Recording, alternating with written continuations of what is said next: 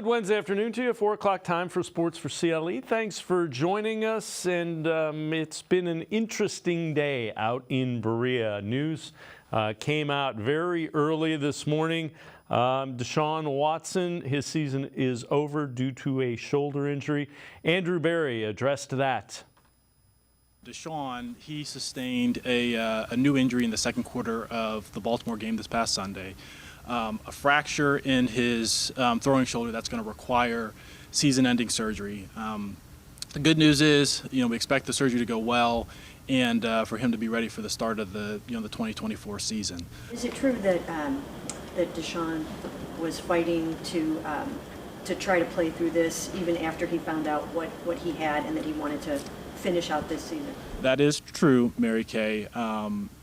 Deshaun he's very competitive, and I think there is like a natural element of like, well, I finished the game, like can I keep going? But part of our jobs and primarily part of the doc's jobs is to make sure that we don't put any player in a position where they're compromised. Just the reality of it, this injury in a thrower and with the repetitiveness of throwing a football, a couple hundred times a week, realistically.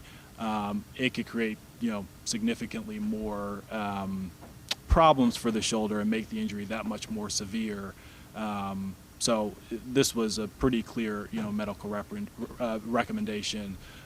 We feel good about it, and ultimately, like I said, we want Deshaun for a very long period of time, and that's the course of action we're going to take.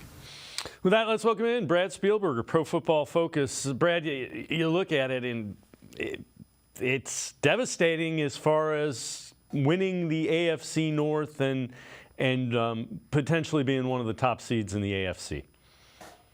It is, because you probably just won the hardest game on your entire schedule, at Baltimore, especially in the division itself, not only just across the entire conference and across your entire schedule. So it is sitting in a good position at 6-3. Deshaun goes 14 for 14 in that second half and plays probably the best half of football he's played in a Browns uniform outside of maybe, a pretty good game at Tennessee. So yeah, it's really tough, but I think you can't let it get you too down. The schedule the rest of the way is not that difficult. So maybe it limits the ceiling how far you can go in the playoffs, but this team still can make the playoffs. Well, Deshaun Watson also met with the media today and talked about learning the significance of the injury to his throwing shoulder. I found out all this information yesterday, so yeah, it's still trying to process everything that's going on. So, just like everyone else coming in Monday, I thought, just banged up a little bit and we get ready for Pittsburgh. But, yesterday was a different story. Do you think you would have been able to play with your ankle injury? Oh, for sure, yeah. I would have. That was my mindset. Like I said, just coming in, look at the shoulder be fine, dealing with whatever we're dealing with, and then, make sure we focus on the ankle enough so I can go out there and perform. But, it took a different turn. So again, Brad, he had the half that he had against the Ravens with the comeback win with a high ankle sprain and a broken bone in his shoulder. And at some point in time, people were questioning his toughness relative to playing with a rotator cuff strain. Yeah, you can have issues with maybe how he played at times this year, but I think if you're questioning his toughness, this year for sure, going back to Houston in the early days, tears his ACL his rookie season, comes back and plays some good ball pretty much right away. I think we've seen, even back to college at Clemson, he also tore an ACL and returned and was, one of the best players in the country. So, yeah, you can nitpick parts of his game, and he did struggle at times, of course, end of last year and this year. That area, questioning his toughness, I don't think really makes a whole lot of sense. Yeah, I would agree wholeheartedly. Well, Kevin Stefanski ended the mystery. He named Dorian Thompson-Robinson starting quarterback for Sunday's game against the Steelers here at home. Stefanski explained why. Yeah, it just felt like, as you know, every week you're trying to just make the best decisions you can for your team. I want to give him a week where he knows he's a starter, he gets a full week of preparation. Young player, works very hard. Gave him a scout team game ball last week with his work as prepping our defense for the Ravens. So he's gotten better and better, I think, in practice. Works very hard in the meeting room with all those guys and AVP, so he's working very hard. I think for us, obviously did a ton of work on him coming out. So he's played a lot of football. He's very athletic, can make plays.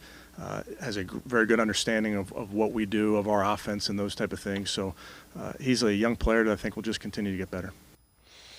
And Brad, the first start for Dorian Thompson-Robinson was not good. It was bad.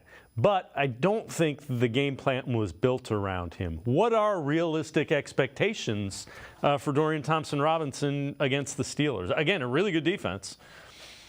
Yeah, I don't think you can totally throw the game out, but you probably can make an argument you should. I mean, he finds out he's starting that Ravens game, like Thursday or Friday, if I remember correctly. That is a defense that, you go look at their past 3 weeks prior to the Browns game. Jared Goff, 0 touchdowns, an interception, the worst game of his season. Geno Smith, 0 touchdowns. I think he had 2 picks and at least 1 pick in that game, the worst game of his season. And these are top 15 quarterbacks in the NFL that are playing particularly good football over the last season and a half. So I think you kind of throw that one away. You also can't totally rely on preseason, but he did look good in those areas. He looked comfortable. He looked confident in what they were asking him to do. And I do think it's a different offense. You're going to use his legs. I would imagine you do see some design run from him, a lot of boot action, rollouts, play action, maybe more of the things, frankly, that Kevin Stefanski wants to lean into and really how he envisions his offense from a schematic standpoint. So, yeah, I think you kind of have to ignore the Ravens game. I know it was ugly, but that is a top 5 defense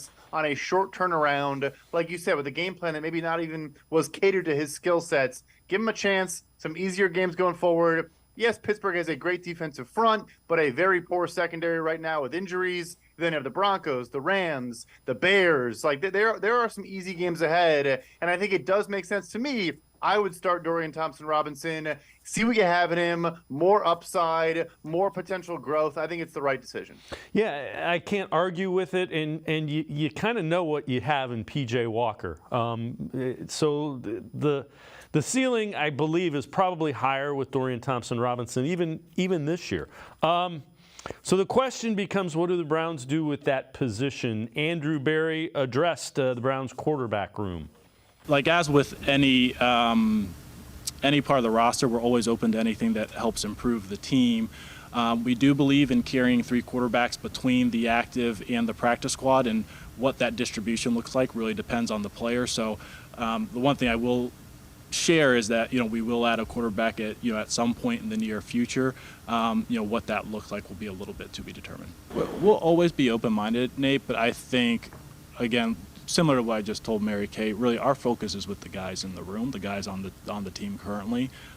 We'll never say no to an opportunity that we think makes sense and can help the team, but our focus is on the guys in the room. And again, it doesn't sound like the addition to the quarterback room is going to be a big name. Next segment, we'll get into some of the veterans. It sounds to me like they're looking to fill out a guy that they feel comfortable with, that if somebody gets hurt, they may press him into service.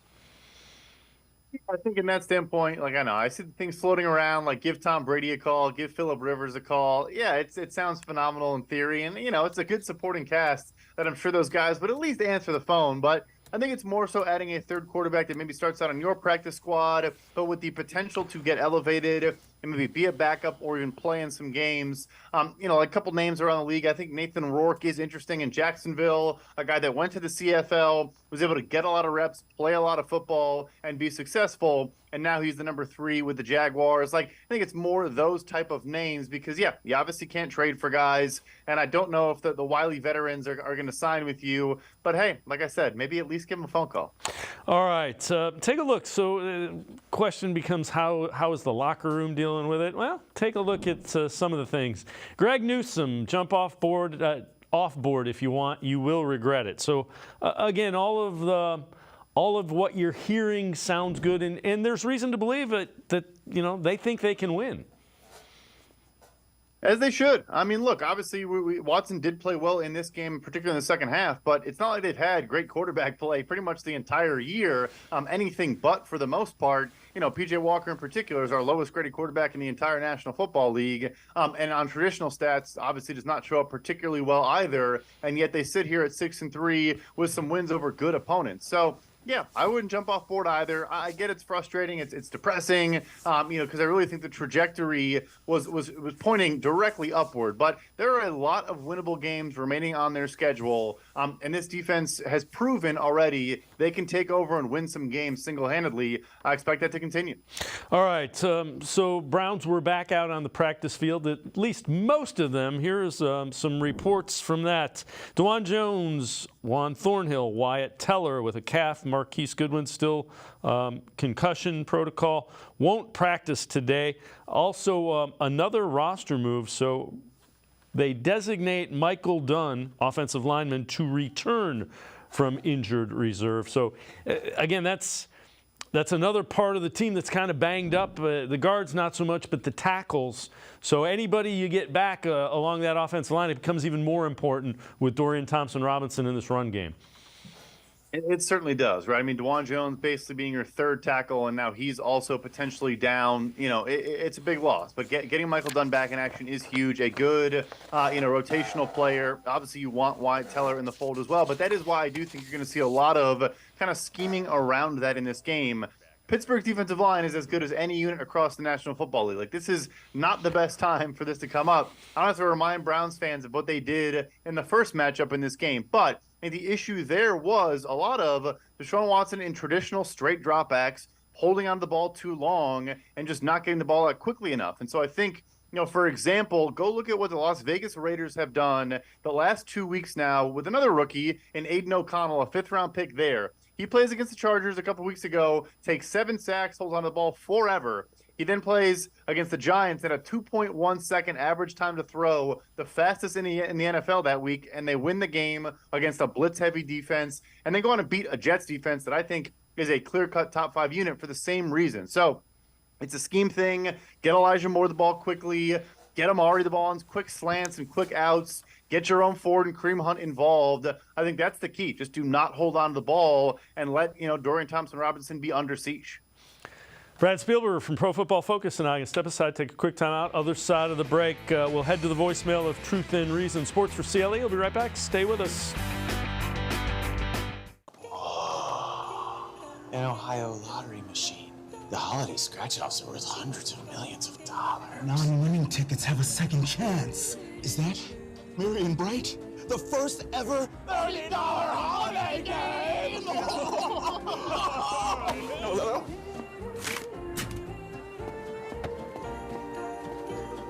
You can get them now? I'm gonna go ask if I can play.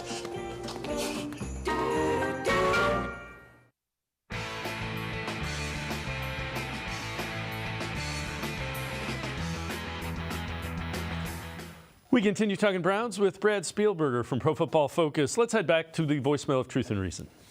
Hi, this is Rico. Yes, it is devastating news that we lost our franchise quarterback, but I don't want to hear no whimpering or no crying about our season is over. Now it's time to really show what the Browns are all about. Now it's time to show that we have turned the corner. Will it be much more difficult? Sure. Watson was just starting to find his groove, but now it's time for the Browns to prove that they are an elite team. I'm not giving up, and I don't want to see anybody in this fan base give up just because we lost Watson. Let's just take it one game at a time. Let's beat the Steelers, and let's keep moving forward. As always, appreciate all the voicemails. And Brad, you touched on it.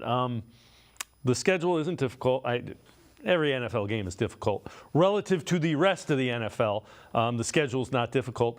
And quite frankly, this is a game the Browns should be excited about defensively, just based on what happened when they went into Pittsburgh earlier this year. Yeah, my first order of business might be to bring that caller into the locker room and fire the boys up before the game. But yeah, no, I do. I think you look, Kenny Pickett has, if anything, kind of regressed from the end of last year, showed some flashes, was taking some strides, started out the season. I don't think he was, a world beater in the Browns game. But, I mean, against a bad Packers defense last week at 150 passing yards, for us, he missed about 7 throws in that game. Not turnover-worthy plays, but just blatant misses and inaccuracies. He has not attacked the middle of the field at all the last month of the season. It's just outbreakers or comebackers, back shoulder throws. Like, their offense is very, very straightforward. And then what's helped them win recently is their run game has really taken off and hit another level. But as we know, the Browns are a top 10 unit against the run in various different metrics. So if you can stop that and put this Pittsburgh Steelers offense in 2nd and long and 3rd and long situations, there's no reason you can't shut them down. Like you did the first time, just don't have the defensive touchdowns, all the turnovers, all the sacks. And this is a very winnable game. You know, the Browns are still favored for a reason. All right, so here's the reason to be concerned. This is from Field Yates. P.J. Walker, Dorian Thompson-Robinson have combined for 1 touchdown, 8 interceptions this season, completing just 50% of their passes. Massive challenges ahead in the playoff race, despite Cleveland's elite defense. The thing I would say is Kevin Stefanski has shown the ability to kind of tweak his offense, at least as of late. The other thing that we saw them throwing out of that big personnel where they bring in Nick Harris as a fullback and an extra offensive lineman as a tight end. I think you might see more of that. It helps your offensive line, your tackles, and it leaves a couple of guys that can, if it's Cooper and Tillman, those are guys that are good at contested catches.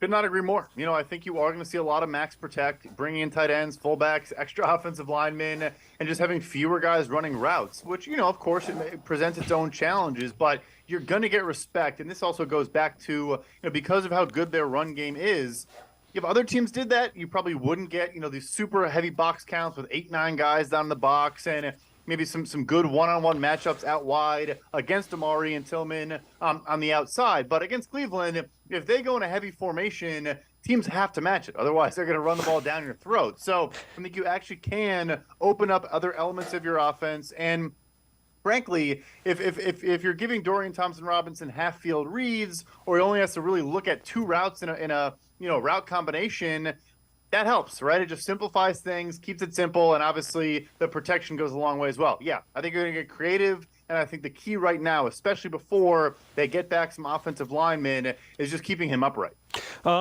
So we've talked a little bit about the quarterback situation. Let me throw a couple of names out to you, veteran quarterbacks. So Trevor Siemian is on the Jets practice squad. He did spend a year with Kevin Stefanski in Minnesota. Nick Foles, free agent. He's the guy that won the Super Bowl. Jim Schwartz was a defensive coordinator there. Here's a wild one. Ryan Tannehill's been now benched and is the 3rd string coming back from injury. I imagine if he asks for a release, the Titans might grant it to save him money. Any of those guys intriguing to the point that you'd think about bringing them in? Yeah, the Tannehill one, I'm not even sure the Browns could afford to pick him up on waivers. So it does make some sense. I saw a pretty funny, I think, video of Rob Gronkowski saying the Patriots should just waive Mac Jones and he should go to the Browns. I don't know if that one happens either, but it probably makes a little bit more sense. But yeah, no, I think the Siemian shout's a really good shout. I mean, look, he is played for the Bears last year, so he's played recently. Frankly, there's people clamoring for him to play in New York, and maybe that is why they don't want to necessarily do it. But he's a capable game manager, whatever you want to call it. I think he also brings a similar athletic skill set. He can move. He can throw on the move. He can have some design run components to his game. Yeah, I think it makes some sense. All right. So we've talked about Browns' rushing attack. Again, keep in mind, they lost Nick Chubb week 2. They are still the number 2 NFL rushing offense, averaging 147.9, so almost 148 yards per game. I got to ask you, how do you think they're doing?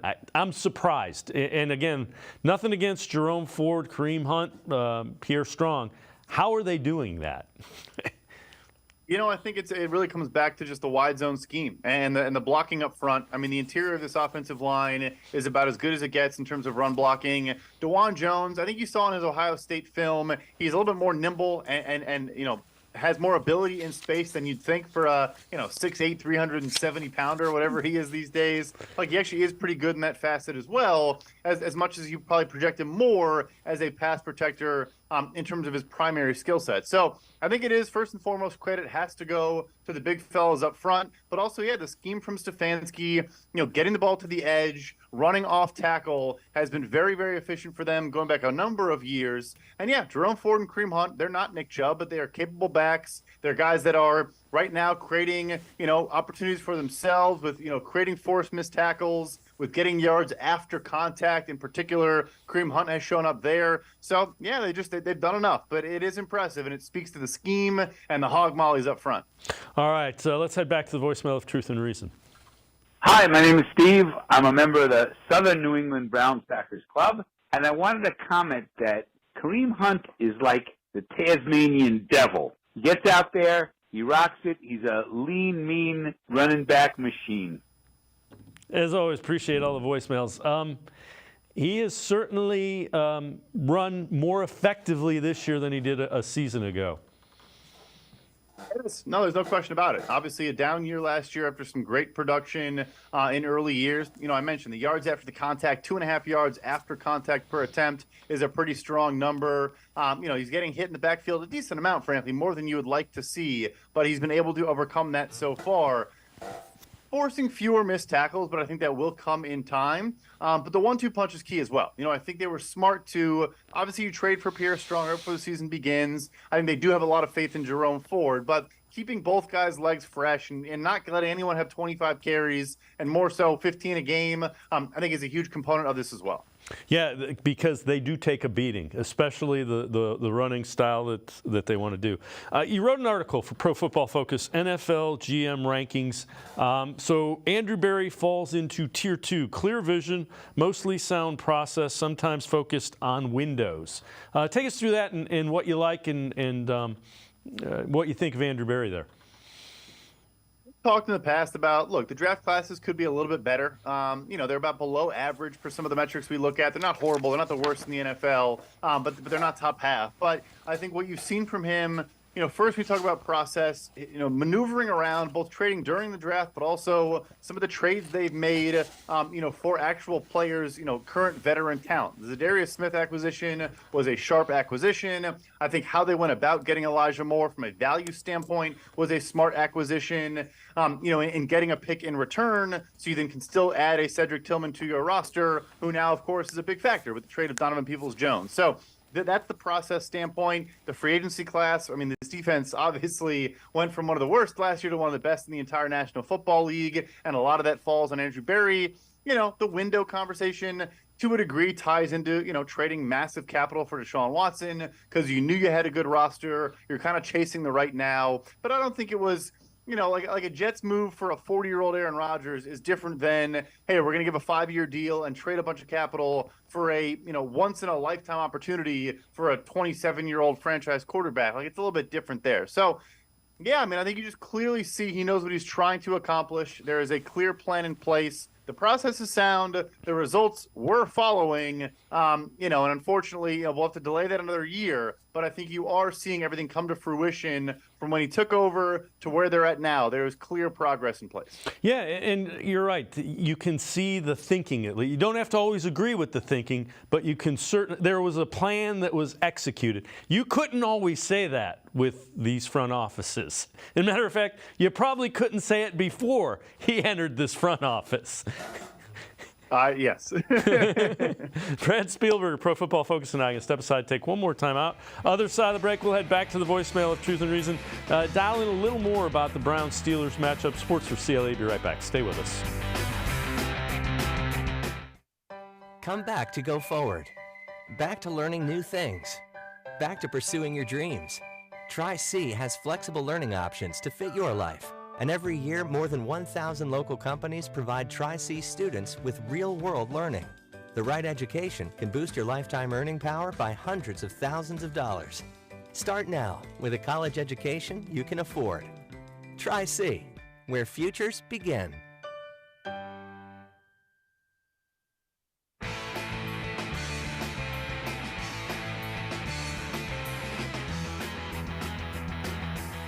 We continue talking Browns with Brad Spielberger from Pro Football Focus. Let's head back to the voicemail of Truth and Reason.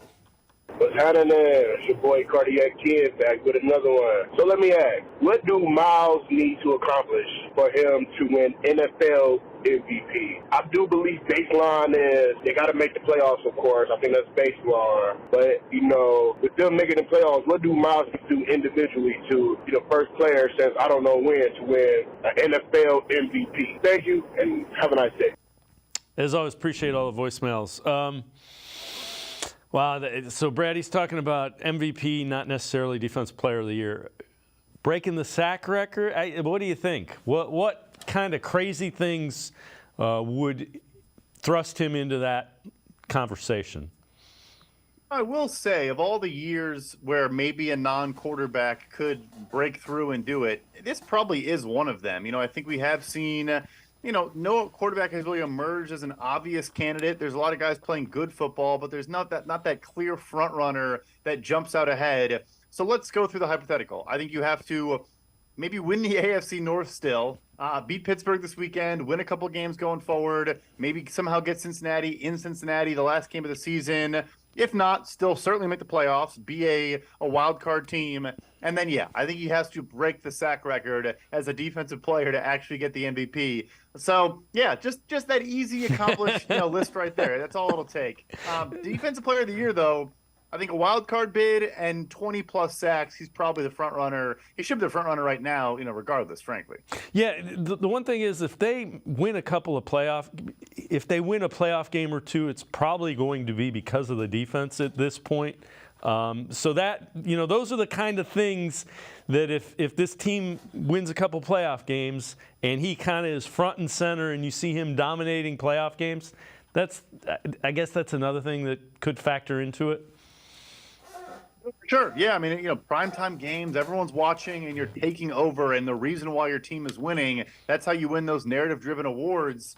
Yeah. No, it's like I said, it really isn't a year where we have, a 2019 Lamar Jackson, a Mahomes-type performance, just clearly so far ahead of everybody else. There's some good quarterback play, but, those guys, Tua was the hot name for a little bit, then he fell back down to earth. Like, every kind of guy who's gotten in that position, I think has fallen back down. So, I guess it's not as crazy as it sounds coming out. But Defensive Player of the Year, I think, it's kind of, I would say right now, him, a little bit of T.J. Watt. Danielle Hunter's been good sack-wise, but I don't think he would get in that conversation.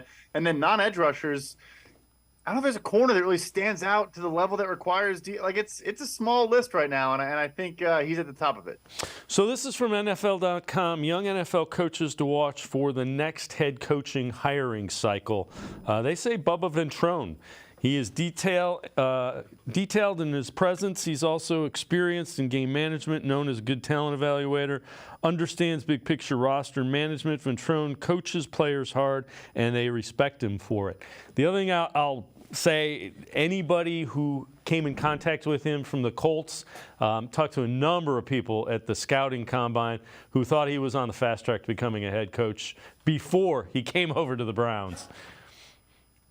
I've heard the same thing. Yeah, no question about it. I think in today's era, sometimes people maybe scratch their head at, it's not a 32-year-old hot name offensive coordinator that's reinventing the sport. Like, no, there are still a lot of teams across the NFL that view the CEO type head coach, where you can be an assistant head coach and a special teams guy, but obviously have your hands on everything. I find it particularly interesting that Pelissero mentions player evaluation in that write-up, which some coaches are far more involved in than others. I think he probably, I don't know about this cycle or this year, but he is a name that does come across a bunch. I do some of that research as well and do some work in that area, and Bubba always gets mentioned. All right, so Steelers are up Sunday, and take a look. Some of the numbers, it kind of has you scratching your head. 28th in total yards allowed per game, allowing 20.2 points. That's tied for 11th. 26th in points scored per game. That's 17.3. Somehow they're 6-3. Difference is they're tied for first in turnover ratio, plus 10. Browns are tied for 24th at -4, and that is shooting up with a bullet by it because they were significantly worse than that before the last two games. I get the turnover thing, but somehow the Steelers are 6-3, and you watch them and you kind of go, how are they winning?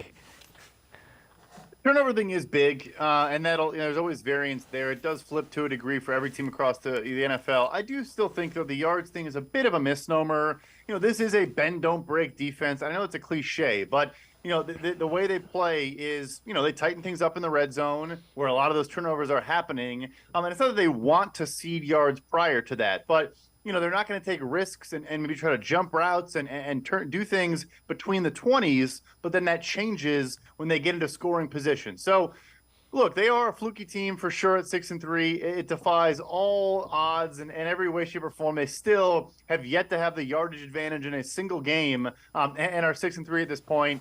Maybe this weekend the tides turn once and for all. All right, lessons learned from the first game that the Browns-Steelers played. What do the Browns need to change, and what do you think they do to come away with a win that would, quite frankly, put them right in the middle of the AFC North? I think the tough part is the way you attack this defense, frankly, is through the air, because their cornerback situation outside of rookie Joey Porter Jr., who's good but not perfect because he's a rookie, is bleak. Patrick Peterson is just old and has lost a step. Levi Wallace is really struggling as well at safety, besides Minkah Fitzpatrick, who I'm not sure even plays in this game.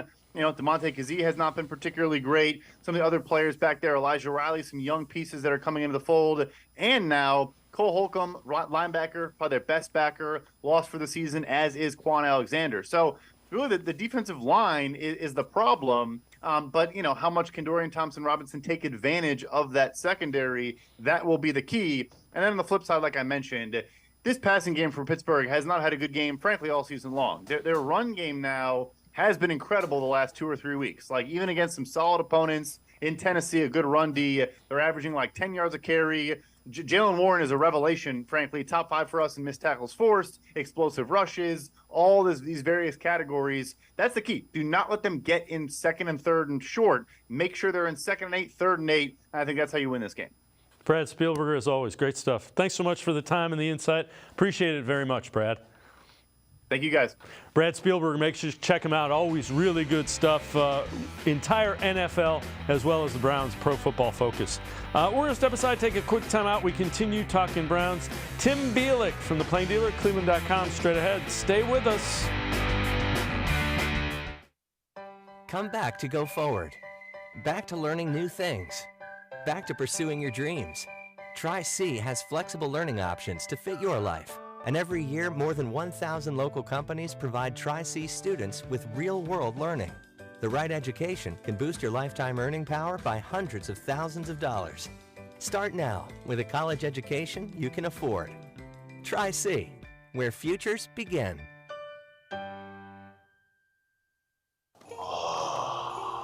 An Ohio lottery machine. The holiday scratch-offs are worth hundreds of millions of dollars. Non-winning tickets have a second chance. Is that Marion Bright? The first ever $1 million holiday game!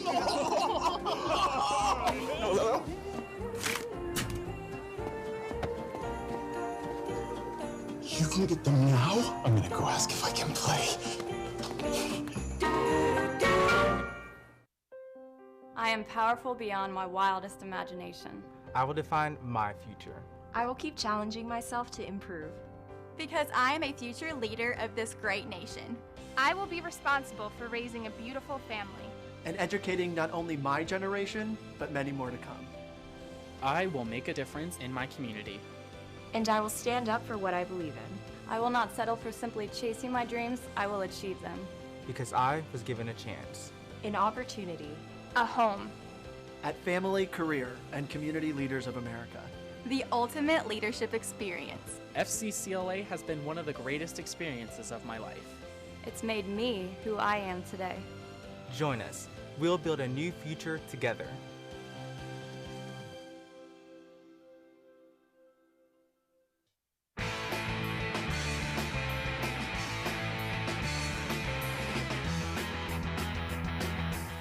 We continue talking Browns on Sports4CLE. Let's head back to the voicemail of Truth and Reason.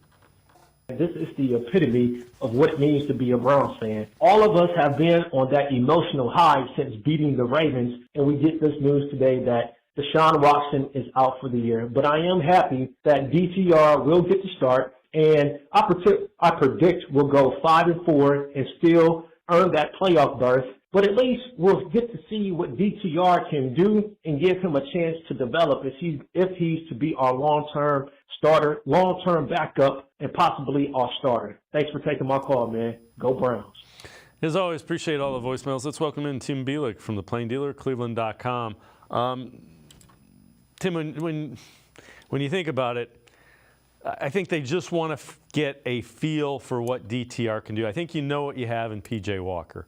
They have to take care of the ball. Whoever's playing quarterback, your main thing is make a couple of plays, take care of the football.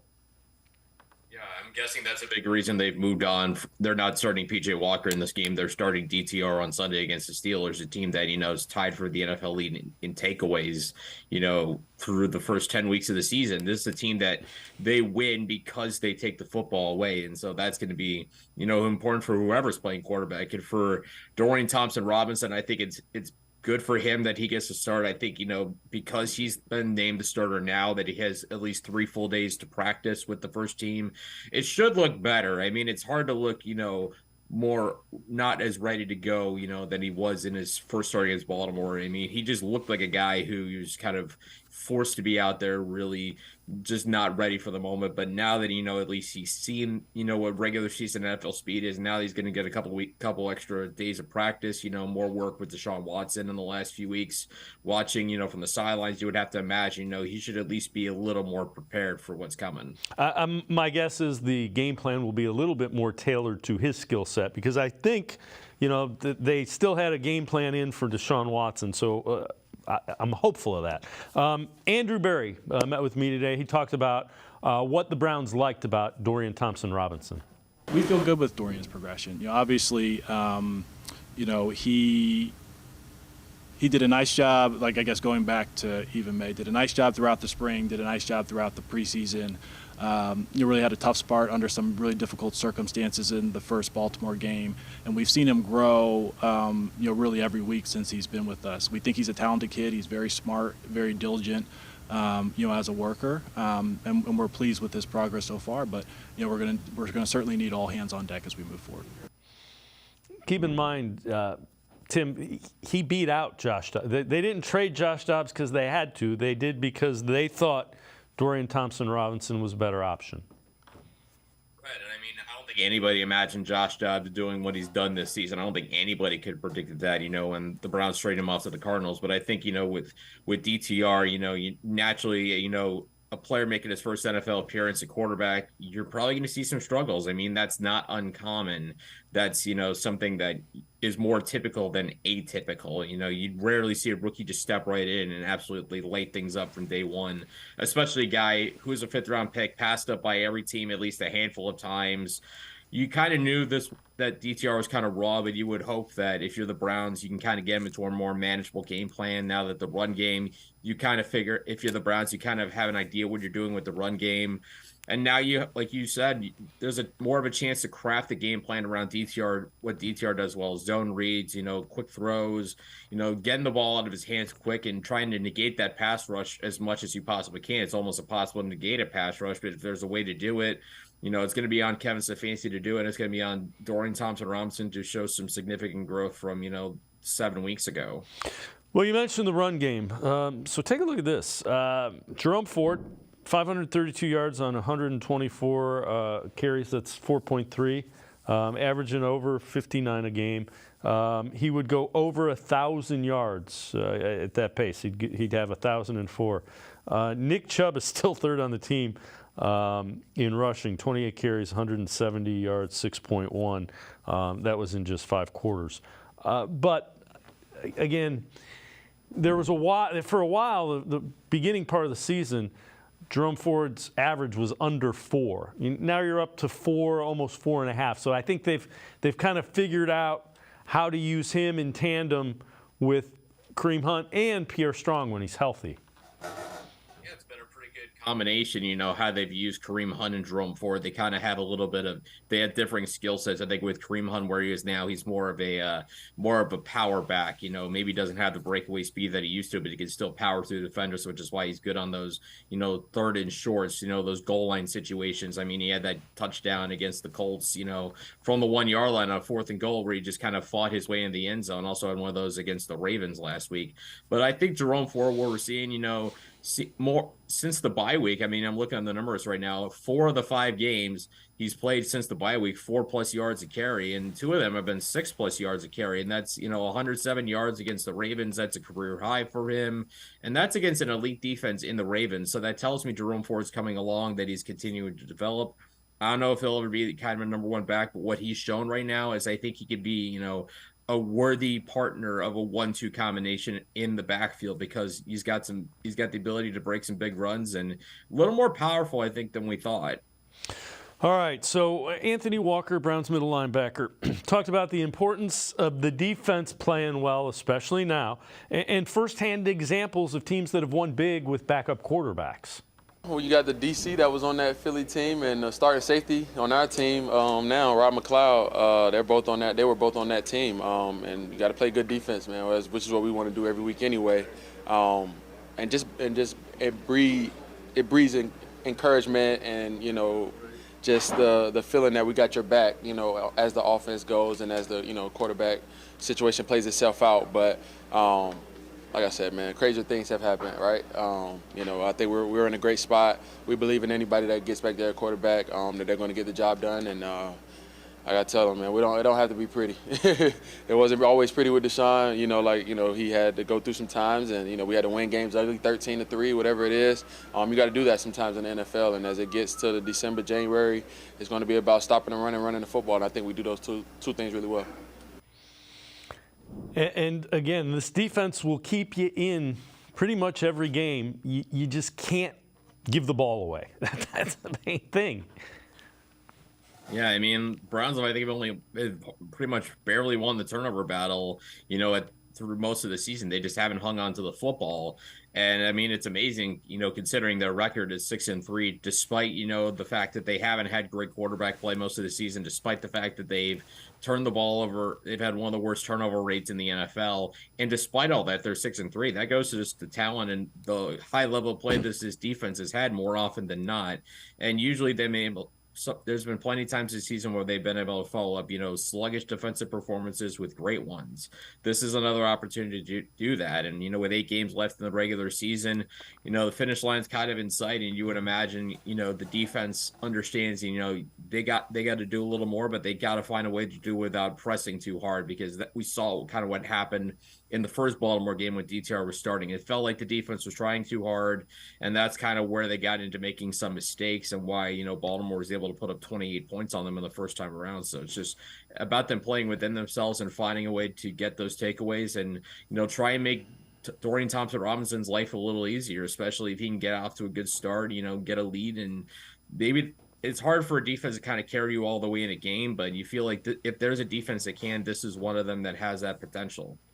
Tim Bielik from the Plain Dealer, cleveland.com, and I are going to step aside, take a quick time out. We'll head back to the voicemail of Truth and Reason. Sports4CLE. We'll be right back. Stay with us. The Ohio Lottery Partners in Education program is dedicated to recognizing exceptional students, teachers, and schools throughout Ohio. Scan the QR code on screen to nominate students and teachers as Academic All-Stars and Teachers of the Month. They must be currently enrolled or teach in grades K through 12. Is your K through 12 school developing students' literacy skills to achieve success in reading? If so, you can nominate your school for the School of the Year. Students can win $100, teachers can win $500, and schools can win $2,500. Scan the QR code, fill out the forms, and nominate deserving students, teachers, and schools today. The Ohio Lottery Partners in Education program takes pride in honoring exceptional students, teachers, and schools across Ohio. Submit your nomination today. It's fun, fast, and free.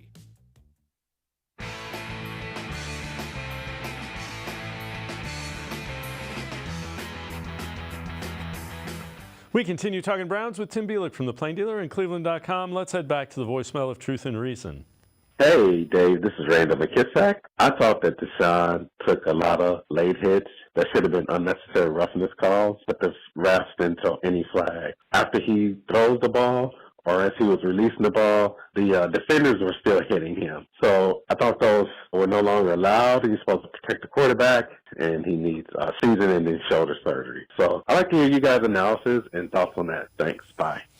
As always, appreciate all of the voicemails. Tim, I thought there were several plays that were kind of questionable relative to hits, not only on Deshaun Watson, but also the one run, McQueen went up by his head when he was running out of bounds. That one was kind of questionable. The play by Stanley on Denzel Ward, who was back at practice, that was a cheap shot. There were just several of them where it was kind of head-scratching. It's hard to police, all these different hits or whatever. As far as, specific hits on the quarterback, sometimes quarterbacks are just going to get hit, no matter how much you police. If you police every single quarterback hit, you're inevitably going to get, about 25 personal fouls a game or whatever. I mean, it's just a constant that you see sometimes as far as, what constitutes a late hit, how fast to get rid of the football, are they getting hit as they throws, or is it a full second and they get hit, for example. And sometimes it's just hard to control that at full speed. You can't watch everything, but you also do have to evaluate player safety. Watching the hit that Stanley gave on Denzel Ward, it's surprising that was not a penalty, because again, you're trying to talk about player safety, minimizing concussions.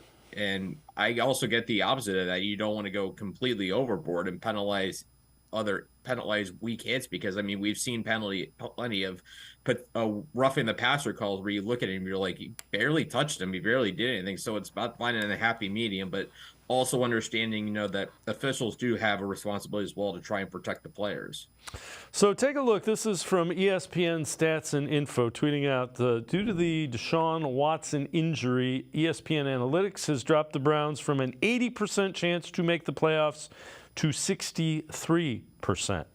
So still almost 60, it's above 60% chance to make the playoffs, which I get the questioning it. I get why they dropped it. It'll be interesting to see if Dorian Thompson-Robinson comes out and plays well. Does that go back up? I would guess it will. Yeah, it's hard to judge DTR off really much in the Ravens game, and we've talked about already, how he kind of came into that with very unfortunate circumstances. He only found out he was starting 2.5 hours before the game, and really didn't have time to change a game plan, because you're not just game planning with the quarterback, you have to coordinate it with the 10 other guys in the starting lineup, not to mention the other guys you're rotating in. You're talking other running backs, you're talking receivers, tight ends. It's hard to change a game plan, when you have to, not just for one player, because you got to change it for everybody else. So getting that full week to, prepare as a starter, we'll see what that does for Dorian Thompson-Robinson. And I completely understand, why that, percentage number dropped 80 to 63%. You look at the schedule. I know the Browns have one of the easier schedules left in the NFL, especially among some of the teams that are competing in the playoff spots, for example, Cincinnati and Pittsburgh. But because you no longer have Deshaun Watson, some of these games, they looked as ones where you could really believe the Browns win. Now they're much more toss-up games. Not all of them are going to be gimmies. When you thought, at Cincinnati was going to be one you really had a chance to win with Watson, now all of a sudden he's out. If that game's for the last wild card spot or whatever, it's DTR trying to go up against Joe Burrow, and you have quite a mountain to climb in that regard. All right. This one is from Jack Duffin. So we know Dorian Thompson-Robinson, backup quarterback, will get the start against the Steelers. So far this year, Browns are 2-2 with their backup quarterback starting. Rest of the season is in play. He's saying 4-4. Because of the 2-2 in those games makes it 10-7. That's probably middle of the road kind of guess. But the other thing that I would say, they're 2-2, and those 4 games were against pretty elite competition. They won some really impressive games with their backup quarterbacks. Yeah, imagine trying to tell anybody at the beginning of the season that, you know, the 49ers are going to be 5-0 coming into Cleveland. They're starting P.J. Walker in his first start with the Browns, and then they went, and the Browns win anyway. Imagine, you know, trying to fathom that at the beginning of the season. It's kind of interesting how that played out, but, you know, it's not just Deshaun Watson. They haven't had Nick Chubb since week 2. They haven't had Jack Conklin since week 1. They could go into this game without DeJuan Jones, you know. This offense has been devastated largely by injuries to key high-level players. And, I mean, you're talking potentially, obviously, your starting backfield is now gone for the season. So when you look at those things, you know, it's amazing the job Kevin Stefanski has done to keep these guys on track and, you know, finding ways to win and kind of cobbling winning football together, which is sometimes all that kind of matters. Yeah, this team's probably not going to go to the Super Bowl. This team's probably not going to be, you know, a team that competes for the AFC title without Deshaun Watson, but certainly one where, you know, if these guys, you know, find a way to keep cobbling more wins, get in the playoffs, and, you know, just that experience of getting there, especially without Deshaun Watson, you know, for these final games, that they're able to get there and just get another taste of that like they did in 2020, it can only mean good things going forward. Just get that feeling of, you know, what it's like to be in that playoff environment again. All right, so here is a look at the Browns' remaining games. So they play the Steelers, obviously, this week. Then they go Broncos on the road, Rams on the road, Jaguars and Bears at home, at the Texans, Jets at home, and then they finish up with the Bengals. Of the teams they play, only 2 of those games are against teams that have scored more points than they've given up. Texans are plus 25, Jaguars are plus 6. Everyone else has a negative point differential. Again, if the offense doesn't turn the ball over, this defense will give you the opportunity to win pretty much every one of those games. Yeah, it's kind of ironic that, you know, the first team they play is the Steelers when their path to go to the playoffs might have to be to emulate the Steelers. I mean, I've got my quarterback power rankings coming out tomorrow, and I mentioned how Kenny Pickett, you know, for as how much he struggled this year, how much the Steelers offense doesn't move the football. He doesn't turn the football over. I mean, he's gone 5 consecutive games without throwing an interception, which in this NFL is pretty remarkable. And, you know, just it's going to be a point of emphasis, you would have to imagine, with DTR, is just making sure that they protect the football and, you know, not give another team extra possessions, especially in short fields, because I don't care how good your defenses are.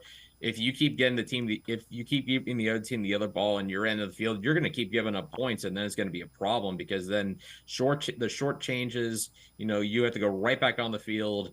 That can be a problem. So they just got to protect the football. Kevin Stefanski is going to have to kind of go deep in the playbook and make sure they get the run game going, get Amari Cooper involved, David Njoku involved, because as they showed against the Ravens, those two can play at an extremely high level. Cooper's been tremendous through the season. Njoku's come along. And I think if they get those periphery pieces around Dorian Thompson-Robinson working, and he protects the football, even if it means, you know, it's a little more conservative, where you had to still lean on the defense, but maybe you give them, you know, a lot more time on the sideline, you go a little more conservative, try to bleed out some clock. That might be the formula I have to go with. But obviously not having your star quarterback kind of takes your margin for error away a little bit. Tim Bielik from the Plain Dealer, cleveland.com, and I are going to take one more time out. We'll head back to the voicemail of Truth and Reason. Dial it in a little closer on the Steelers. Sports for CLE. I'll be right back. Stay with us. An Ohio lottery machine. The holiday scratch-offs are worth hundreds of millions of dollars. Non-winning tickets have a second chance. Is that Marion Bright? The first ever $1 million holiday game! Hello?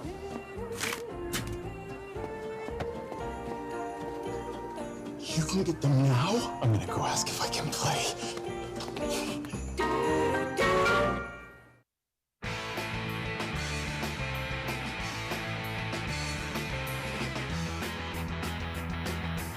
We continue talking Browns with Tim Bielik from the Plain Dealer and cleveland.com. Let's head back to the voicemail of Truth and Reason.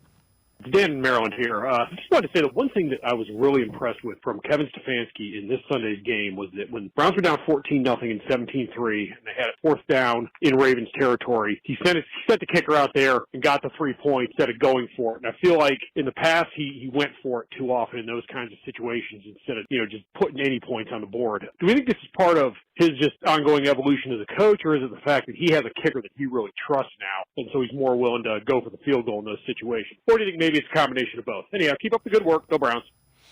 As always, appreciate all the voicemails. Tim, I think it's a combination, evolution of coach, trust the kicker, and he knows he's got a defense that I think you're going to see more of that. Take points when you get them, especially when you're working with your backup quarterback. 100%. And I think, it seems like, especially since the bye, Kevin Stefanski's had a much better pulse of his team, as far as what they need to do, as far as, what they need to approach in certain situations, taking the points in Baltimore, I thought, that was obviously smart. You don't want to chase points, when you're down multiple possessions. You want to try and chip away and trust that your defense is going to make adjustments, get you back in the football game, which they did. And especially even down 15 points, that's when the offense got it going. And I think that's one thing Kevin Stefanski can continue to do is, don't be afraid to just take the points that are there, especially when you have a kicker in Dustin Hopkins, who's, I think, kicked better than most of us expected when, the Browns made the trade for him to bring him in. He's been absolutely everything they could have asked for him, possibly even a little more. All right, so Browns getting ready to face the Steelers Sunday over at Cleveland Browns Stadium. Anthony Walker talked about what he has seen from the Steelers defense. Offense getting healthy, a lot of guys coming back for them. Like you said, Jaylen Warren picking up. The run game is really picking up. I think they had over 200 yards last week. So we understand what type of game this is going to be. And they like I said, they've all, the quarterback has gotten better. They've gotten healthier, so the offense overall has gotten better. And Walker, again, talking about that offense. They've run the ball effectively the last couple of weeks. Yeah, and I mean, that's paramount to the way they play. I mean, you look at their stats, they're not going to set the world on fire with their offense. 26 right now in scoring offense, 28 in yards gained as an offense. But again, where they win is they protect the football and they shorten the game. They kind of, make it a little, muddy of a game, and then they rely on their defense and their ability to protect the football from you and then to take it away from you in these games. And actually, when you look at the Steelers, looking at their yardage totals, they've had their second and third best games of the season from a yards perspective these last 2 weeks against the Titans and Packers. I know they're not the defensive teams that the Browns are, but the fact that, they've stacked together a couple good offensive games is significant. The fact that they rushed for 200 yards against Green Bay last week is significant. So the Browns are going to have to be able to, match that physicality and be able to contain that run game and, keep the Steelers off schedule and try and make Kenny Pickett beat you. And if he does, then so be it. All right. You also wrote an article, 3 things to know about the Steelers. Number 1, never sleep on Alex Highsmith or T.J. Watt at any time, 2 of the defensive linemen. Number 2, don't expect the offense to be a star. And number 3, the Steelers' best rusher right now is not Najee Harris. So take us through those. Well, let's start with number 1. That's, Alex Highsmith and T.J. Watt are obviously the cornerstones of that Steelers defense. And the reason I say you can't sleep on them anytime, look back at week 2. I mean, they each had touchdowns. Alex Highsmith had the pick 6, on that first drive of the game. And that really, kind of set the tone for a weird night. And then T.J. Watt, returned that fumble for a touchdown. That was the game winner. And we've seen time and time again, these guys have an ability any single time they step on the field, any single rep, to just completely wreck an offense. And so whoever's blocking the Browns on the edges, not just the tackles, we're talking, tight ends they have to bring in there, running backs that are going to have to help out on the perimeter. You got to know where these guys are at every single moment, and you really cannot let up for 1 second, because you feel like against this team, the second you let up against those two guys, they can burn you. They can absolutely make you pay. And you got to make sure you avoid giving them an opportunity to make those high leverage splash plays, that everybody talks about, those sack fumbles in the fourth quarter, those big sacks that really push you into 3rd and long. Those are things you just simply have to avoid at all costs. Going to number 2, don't expect the offense to be a star. We kind of talked about it a little bit. They've been outgained in every single game this season. They haven't gained 400 yards in a game this entire season. They are coming off their second and third best offensive yardage games of the season. Like I said, 326 against the Titans, 324 against the the Packers. So this is a team that, it's not one that's going to, win track meets. But obviously, because the Browns don't have Deshaun Watson, it kind of takes away their ability to potentially try to make this track meet. So this could be a situation where placing the Steelers' advantage that this might be a lower scoring game. And then number 3, we think back to 2021 when the draft was in Cleveland. Pittsburgh took Najee Harris, the Alabama running back, in the first round. They expected him to be the guy, but they've got an undrafted guy in Jalen Warren. I know you were talking about him earlier. I think right now he's their best running back. And when you look at what Jalen Warren has done in the last 2 games, 26 carries, 189 yards. On Sunday against the Packers, 15 carries for 101 yards and a touchdown. He's 5'8", 215, so he's small, but he's pretty compact. And, he's kind of a bowling ball, I guess, of a running back. He's just a tough guy to bring down, and he's got some physicality. When you look back at week 2, the Browns were able to really corral the Steelers' run game. 55 yards. If you can contain the Steelers' run game and force Kenny Pickett to beat you, that's, I think, the best way you got to do it. And you got to hope you could force him into a turnover, too, which is just something he hasn't done in a while. But if you let the Steelers run on you, then you're kind of playing into their hands with how they want to play the game. Yeah, without question. Tim Bielik, plain dealer, cleveland.com, as always. Great stuff. Appreciate the time and the insight. Thanks very much, Tim. Yeah, thanks for having me, guys. Have a good day.